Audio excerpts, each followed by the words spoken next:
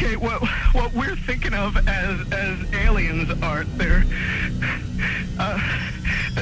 extra-dimensional beings that an earlier precursor of the space program made contact with. They are not what they claim to be.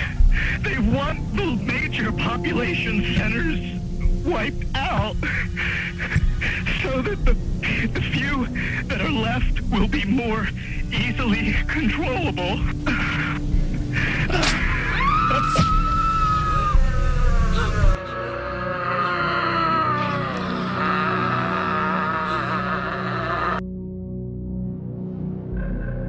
This is the story of the founder of NASA's Jet Propulsion Laboratory, JPL, as well as the founder of Scientology, and a secret ritual that was performed in the desert one fateful night in 1946, where a portal was opened up and spiritual entities, i.e. UFOs, came through, heralding the beginning of a new era of humanity. No, this is not science fiction. This is the true story of the infamous Babylon working ritual. And you're going to want to stick around to the end, because we're about to show you how dark our world really is.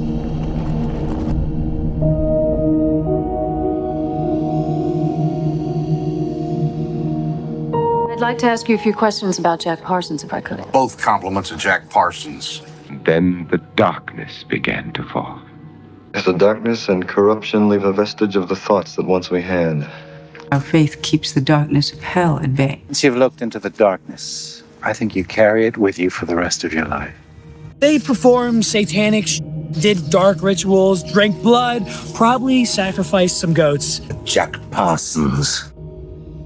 In the vast spectrum of 20th century occult practices, few have grabbed as much attention and controversy as the Babylon working ritual, orchestrated by the enigmatic figures of Jack Parsons, a brilliant rocket scientist, the co-founder of the JPL, Jet Propulsion Laboratory, and L. Ron Hubbard, the founder of Scientology. This series of rituals sought to manifest the Thelemic goddess Babylon and usher in a new era of human consciousness. But what was the Babylon working ritual? And what were the implications of this? And what was the true nature of this ritual? What this ritual did was it shows us that there is a convergence of science and occultism that most people never heard about. And to fully grasp the significance of the Babylon working, Aleister Crowley, the most evil man alive at the time, called himself the Beast 666. He was a British occultist and dark magician. He founded the religious movement of Thelema in the early 20th century. Central to Thelemic cosmology is the figure of Babylon, a goddess figure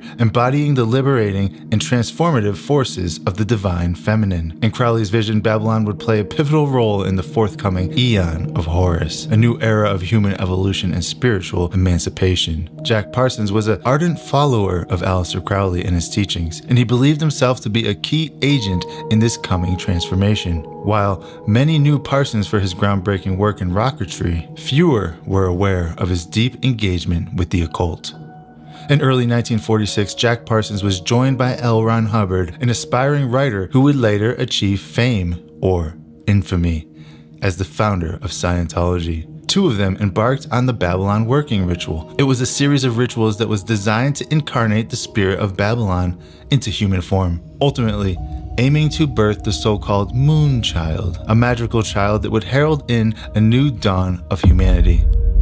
You've looked into the satanic side of the occult, correct? They practice satanic worship. She said he was conceived out of a nightmare during some satanic cult ritual.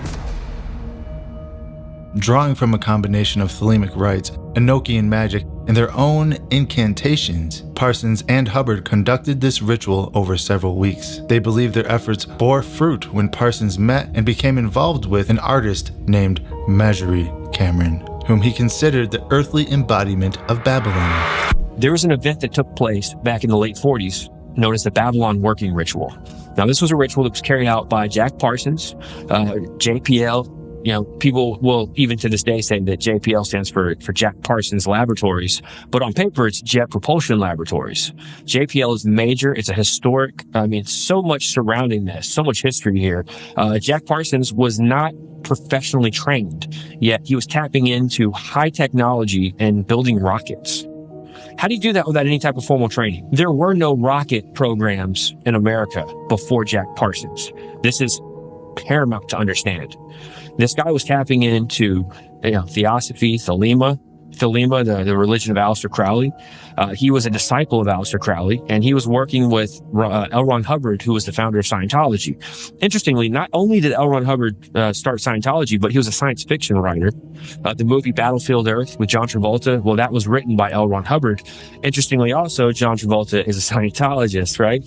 Now, I've mentioned this because this is a man who writes science fiction, yet he started a religion based on science fiction. There has to be something in there where he's getting these clues and these ideas. He's getting these from another realm. From that point, they ripped a hole open in space-time. And from that point afterwards, you had, regardless of what Parsons actually successfully completed during that with the Whore of Babylon and different things. After that, you had the Roswell incident, you had the Kenneth Arnold sightings, you had in 1953, there was the swarm of UFOs that flew over the White House. And so there's this unleashing of supernatural activity that took place after that ritual was performed. Babylon working was successful according to Jack Parsons. Matter of fact, Parsons said in his Antichrist Manifesto that they were successful and that a child was conceived in that act, and that there was a spirit known as Hilarion. The Whore of Babylon was what they were trying to bring about. They believed what we believe, and that America was the final Babylon. Like this was the revived Babylon. They believed it, and they were occultists. We're Christians and we believe it. There's evidence to back this up. But yes, let's backtrack just for a second. What happened was they opened up this portal. They created a rift, and entities began to come through. Not just this Whore of Babylon being birthed, but other entities, because people all over the place started having paranormal encounters, and they began to report this to law enforcement, report this to the FBI, report this to whatever agency they can get in touch with.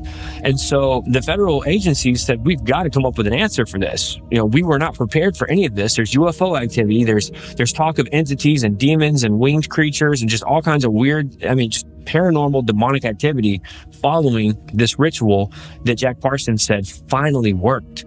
They did the ritual for a couple years. It finally worked, finally stuck. And that's what a scientist does. A scientist is going to work at something. He's going to work at that hypothesis until it's proven true or false. Despite their apparent success, the partnership between Parsons and Hubbard soon soured, with Hubbard absconding with a boat and funds they had invested together. Parsons would face many professional and personal setbacks before his untimely death in a laboratory explosion in 1952, where he blew himself to smithereens.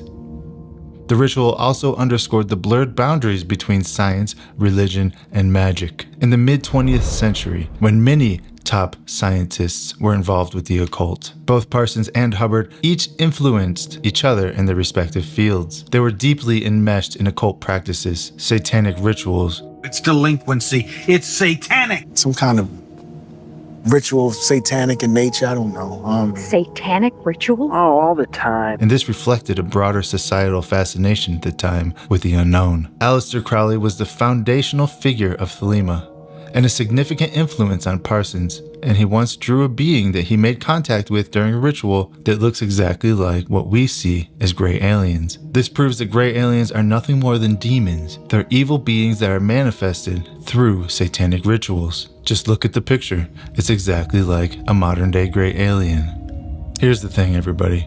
Magic rituals, satanic and occult practices, like those of Crowley and Parsons, serve as a bridge between dimensions or realities, possibly connecting the extraterrestrial realms, aka the interdimensional realms, with ours. Government testing, paranormal activity, interdimensional communications, you name it. Perhaps Tabitha's summoning them to kill us all. An alien invasion? It opens portals and allows things to come through. Government testing, paranormal activity, interdimensional communications, you name it. Perhaps it's all connected to rituals, to occult practices, to Satanism. As we stand here today, looking back on these fateful events, it seems that we found connections that prove that science, magic, and mystery are in fact part of the very fabric of evil. And when you take into account biblical theology, it becomes more clear. You see, the book of Ephesians chapter 6 verse 12 sums it up nicely. For we wrestle not against flesh and blood, but against the principalities, against the powers, against the rulers of darkness in this world, against the spiritual wickedness in high places. And this is exactly what L. Ron Hubbard and Jack Parsons were involving themselves with that fateful night in the desert. But what do you think about this? Please leave a comment below. I'd love to read your opinions. And I want to thank you all for watching this video. Until next time, God bless you all.